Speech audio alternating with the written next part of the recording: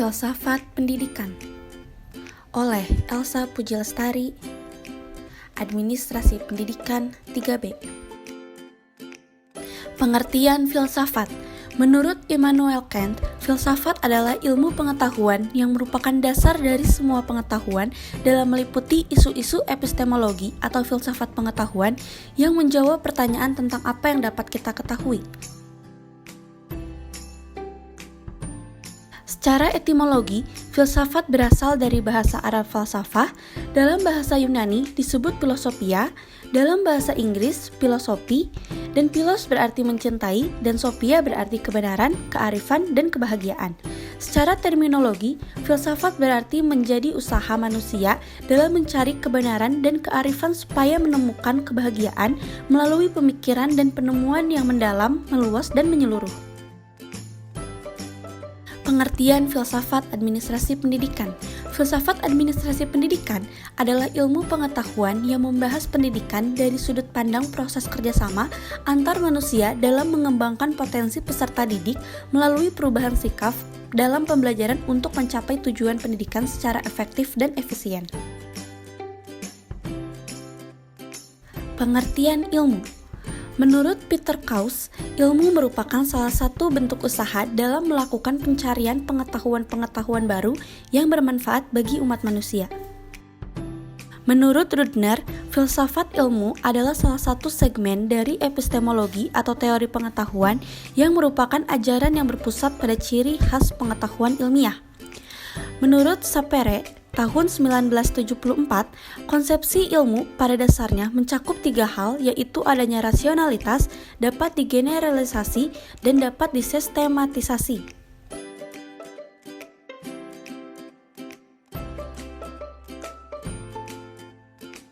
Pengertian pengetahuan. Dalam Encyclopedia of Philosophy, pengetahuan adalah kepercayaan yang benar. Sementara secara terminologi, menurut Ghazalba tahun 1973, pengetahuan adalah apa yang diketahui atau hasil pekerjaan tahu. Pekerjaan tahu tersebut adalah hasil dari kenal, sadar, insaf, mengerti, dan pandai. Pengetahuan itu adalah semua milik atau isi pikiran. Dengan demikian, pengetahuan merupakan hasil proses dari usaha manusia untuk tahu. Pengetahuan menurut Notoatmojo tahun 2007 adalah hasil tahu dari manusia dan ini terjadi setelah orang melakukan penginderaan terhadap objek tertentu. Dapat disimpulkan bahwa pengetahuan adalah segenap apa yang kita ketahui dan kemampuan mengenal dan mengingat kembali yang sudah dipelajari dari yang sederhana sampai pada teori-teori yang sukar yang diperoleh melalui pengalaman setelah melakukan penginderaan terhadap suatu objek tertentu. Pengertian ilmu pengetahuan. Menurut Sondang Siagan, ilmu pengetahuan adalah suatu objek ilmiah yang memiliki sekelompok prinsip, dalil, rumus yang melalui percobaan yang sistematis dilakukan berulang kali telah teruji kebenarannya, dalil-dalil, prinsip-prinsip, dan rumus-rumus mana yang dapat diajarkan dan dipelajari.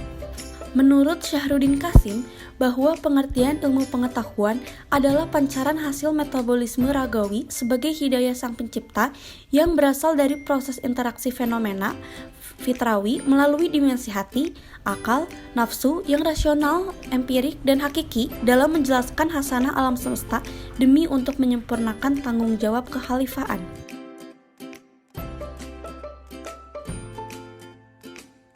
Pengertian ilmiah. Menurut KBBI, ilmiah adalah segala sesuatu yang bersifat keilmuan, didasarkan pada ilmu pengetahuan, atau memenuhi syarat atau kaidah ilmu pengetahuan.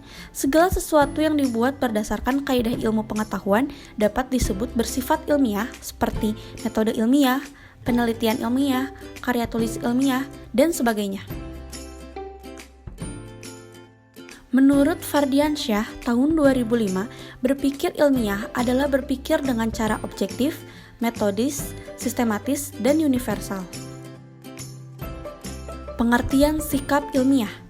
Menurut Ahmad Abu Hamid tahun 1995, sikap ilmiah adalah sikap yang diwujudkan dalam bentuk rasa ingin tahu, sabar, jujur, terbuka, tidak percaya tahayul, cermat, tekun, kritis, ulet, disiplin, memperhatikan keselamatan kerja, peduli terhadap lingkungan, dan bekerja sama dengan orang lain. Mengapa harus berpikir rasional?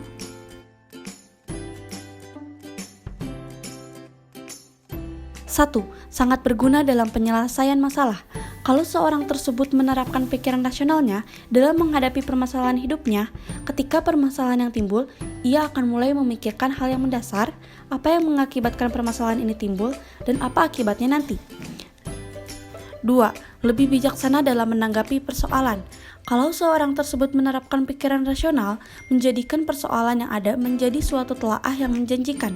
Seseorang tersebut akan mulai meriset, berpikir logis, dan melihat secara empiris, sehingga pada akhirnya seorang tersebut menciptakan suatu opini yang bijaksana tanpa adanya menimbulkan suatu emosi yang negatif. 3. Tidak mudah percaya dan dibohongi. Begitu banyak korban dari berita hoax yang tidak bertanggung jawab. Maka dari itu, kita harus mulai menerapkan pikiran rasional ketika menghadapi suatu berita. 4. Memiliki selera yang bagus. Orang yang terbiasa menerapkan pikiran rasional akan memilih membaca sebuah buku yang menurutnya ada di dalam realitas sehari-hari. Begitupun dalam selera bermusik dan selera tontonan. 5. Lebih rendah diri dan banyak mendengarkan. Orang yang berpikiran rasional selalu diidentikan dengan orang yang memiliki kecerdasan yang bagus. Akan tetapi, mereka tidak selalu menonjolkan kelebihan tersebut karena mereka lebih rendah diri dan lebih banyak mendengarkan, walaupun mereka lebih banyak tahu dibandingkan orang lain. Berbanding terbalik dengan orang yang mengedepankan emosi, mereka selalu suka pamer akan pengetahuannya yang pastinya tidak selalu benar dan lebih banyak bicara dibandingkan mendengarkan orang lain. Agar suatu tindakan atau perkataan yang kita keluarkan atau lakukan sesuai dengan akal pikir manusia dan logis serta dapat dipertanggungjawabkan. Terima kasih.